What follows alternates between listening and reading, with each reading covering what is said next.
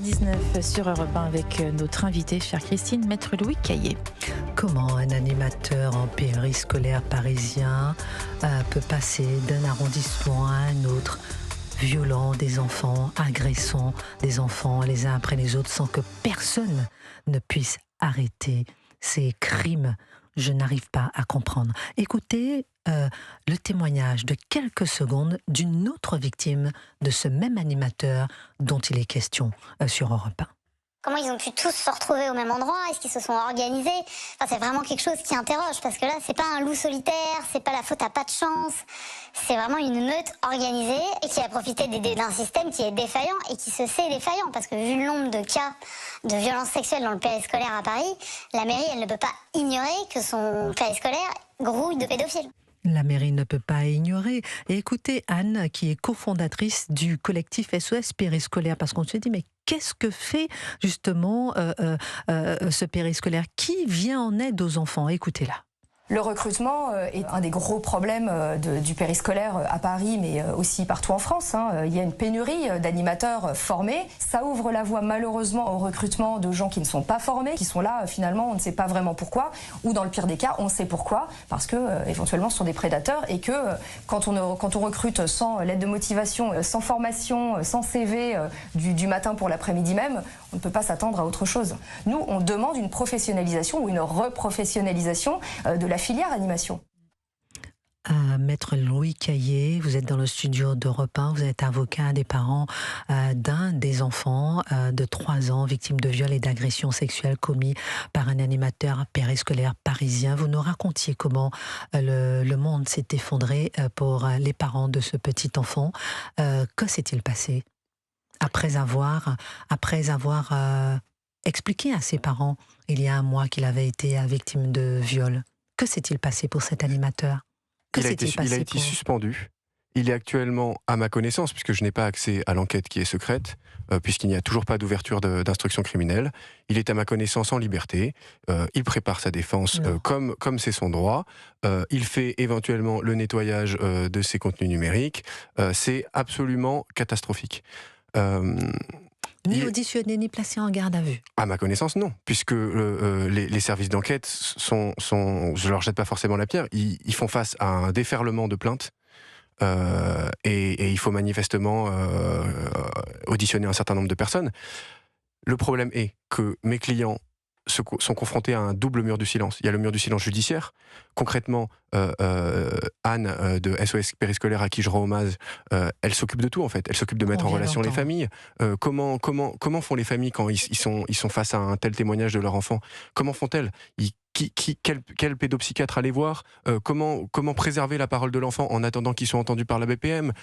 C'est très compliqué. Et puis le deuxième mur du silence, il est administratif. Brigade de protection des mineurs, qui est en charge de ces dossiers de petite enfance. Le deuxième mur du silence, il est administratif, parce qu'on est face à un système complètement opaque, complètement défaillant, ça a été dit, à la fois sur le recrutement, parce que c'est la porte ouverte manifestement à des prédateurs qui se cooptent et qui s'organisent pour aller dans les mêmes écoles, mais même par la suite, parce qu'à supposer qu'on recrute des gens avec une pénurie et que voilà, bon, ça c'est la situation telle qu'elle est. Mais à supposer même, après il faut être d'une intransigeance. Là, on parle d'un animateur qui est mis en cause pour de la maltraitance, des hurlements. Il se comportait mal avec les enfants. Déjà en septembre 2025, Quel âge a cet animateur? Je ne peux pas vous dire des éléments de ce type, mais... Non, mais 20, 30, 40, 50, à peu près, on sait pas. En l'occurrence, il est plus âgé. Il a été mis en cause dès septembre 2025 pour des faits dans l'école du 7e arrondissement. Et la même CASP, la CASP, c'est l'échelon local de la DASCO. La DASCO, c'est la direction des affaires scolaires. Il faut comprendre qu'en fait, ce ne sont pas les écoles qui gèrent les animateurs du périscolaire. Je vous prends à partie. Vous tous, vous êtes incapables de me dire quel est l'organigramme des animateurs de périscolaire dans l'école de vos enfants. Tout ça, c'est complètement... C'est la mairie qui s'en occupe. C'est la mairie, via la DASCO, via la CASP. Et la même CASP gère le 7e et le 15e arrondissement. Ils ont eu l'information que cet animateur se comportait mal dans le 7e arrondissement. Qu'est-ce qu'ils ont fait? Ils l'ont recadré oralement, Dixit. Ils l'ont recadré oralement, ils lui ont rappelé les règles de bienveillance envers les enfants, et ils lui ont donné une seconde chance, Dixit, tout cela c'est acté dans des réunions publiques, ils lui ont donné une seconde chance en le déplaçant sans prévenir personne, à l'insu de tout le monde, dans une nouvelle école, dans laquelle l'encadrement n'a pas été briefé, informé sur les raisons de cette arrivée en milieu d'année d'un animateur dont on ne donne pas les évaluations et qu'on met au contact de petits enfants qu'il n'a pas à gérer vu ses antécédents. Donc on donne une seconde chance. Maître Louis Callier, avocat en direct sur Europe 1. On donne une seconde chance à cet animateur et on ne donne pas une seconde chance à cet enfant. Ça, c'est sûr. Personne n'écoute cet enfant pour l'instant. Il est en attente. Personne ne l'a entendu officiellement à part ses parents. Officiellement à part ses parents. Donc les parents, depuis plus d'un mois, sont laissés à l'abandon. C'est une torture au quotidien parce qu'ils ont la certitude qu'il y a eu un viol, mais ils ne peuvent pas creuser le spatio-temporel, le quand, le pourquoi. Ils sont pas enquêteurs, les parents. Donc au quotidien, tous les jours, ils ont leur enfant et ils attendent désespérément. L'enfant est déscolarisé ? Non, l'enfant est à l'école, oui. L'anonymat est préservé, les propres frères et la propre fratrie de cet enfant ne sont pas au courant. Vous vous imaginez un peu ce couple de parents, personne ne sait dans l'école que ce sont eux les plaignants. Il y a une autre plainte dans cette même école contre cet animateur. Il y a à minima 3 autres plaintes pour viol dans la précédente école. Cet animateur est mis en cause pour une sérialité de viol. Je peux vous dire que les plaintes qui ont été déposées dans ces 2 écoles n'ont fait l'objet d'aucune concertation. Les familles ne se connaissent pas. Il y a le même modus operandi qui serait a priori décrit. Et donc vous avez... il faut absolument que les victimes se fédèrent. C'est aussi le but de cette médiatisation. Il faut que les victimes se fédèrent. Gabriel Cluzel, 10 secondes avant la pause, j'entendais par exemple Rachida Dati qui critiquait la mairie de Paris et qui disait « Voilà, ça, c'est le résultat de 25 ans de gauche ». Écoutez, ce qui est certain en tout cas, c'est qu'il y a eu une défaillance et que cette défaillance, il faut que les responsables soient identifiés et punis. C'est vrai que moi je suis très surprise d'ailleurs, je crois que dans l'affaire Betaram, il y a eu des députés, des élus qui ont demandé une commission d'enquête. Il pourrait y avoir là une commission d'enquête.